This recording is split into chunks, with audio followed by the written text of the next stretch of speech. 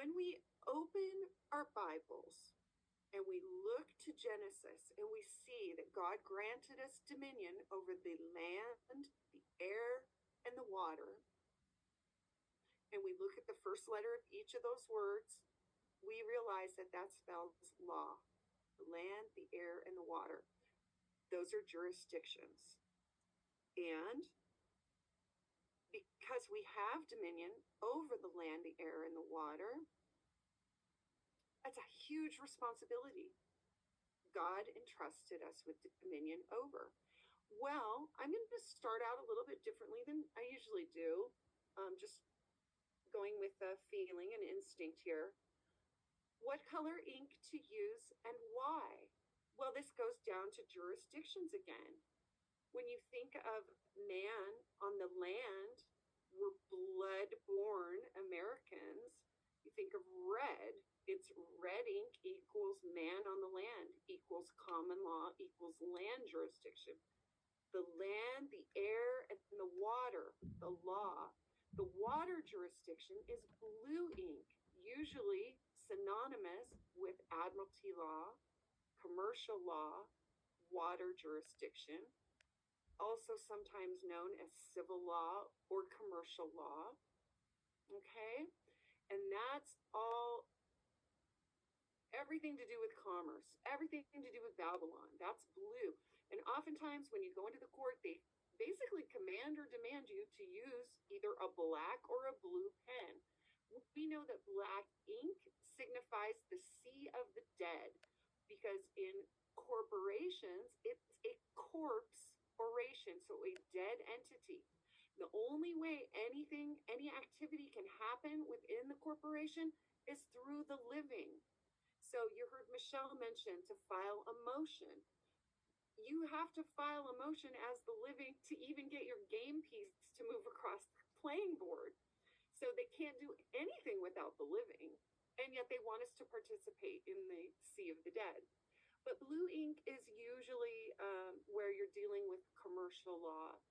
Purple ink is usually aligned with trust law, which is synonymous with air jurisdiction. That is God's highest law form.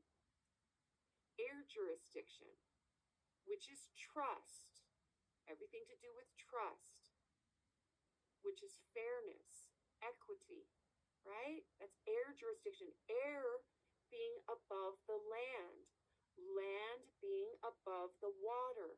The water jurisdiction is the lowest jurisdiction. It must yield to higher law. Now, what's happened, sadly, is that the pirates out at sea have declared war against the patriots standing on the land. Now, the patriots have decided to fight back with the water jurisdiction. Now it's the pirates against the patriots, and everybody's fighting for what they want. Then we elevate. We get to graduate and elevate. We go up into air jurisdiction where we can oversee the matter. And we look down and we see the controversy. We see the game. We see the traps and the tricks and the fighting. And we're saying, no, I am not participating in the controversy. I'm not choosing a side. I am a child of God, and I have been ordained by God to oversee the matter. Now we're talking trust law and trust language. So what's going to happen as you look at the repudiation? You're going to see that it's an affidavit of truth. We recognize we are men and women, blood born. We got blood running through our veins, spirit filled, living men and women standing on the land, the supreme law of the land, under God. And we are godly people. And the affidavit recognize it. You're going to see some language where it will reference their legal codes for their reference because we're friendly. We come as friends. We're not enemies. We're not an enemy of the state. That is a misconception that has been had by some of the players of the corporation when they hear about standing, they instantly think it's someone who wants to fight for the rights. And then we say, oh, with all due respect, I'm a private man or woman. I'm a private citizen.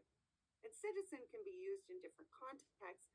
I try to not use the word too much because there's the whole US citizen and then sovereign citizen, which we know is an oxymoron and a made up term. You do not ever want to identify as a sovereign citizen. They are seen as combatants and enemies of the state. We also realize that sovereign means free and citizen means municipal servant. So you can't be free and a servant at the same time. You can't be a free man and a slave at the same time. So sovereign citizen is an oxymoron. It was made up by one of the three-letter agencies to train the agents of the state to believe that free men and women are enemies of the state. It is simply not true. And just drop that language from your vocabulary if you've ever accidentally used it. Just clean it up. Clean it up. So, but it is an affidavit. You're going to see reference to trust in the affidavit, the repudiation.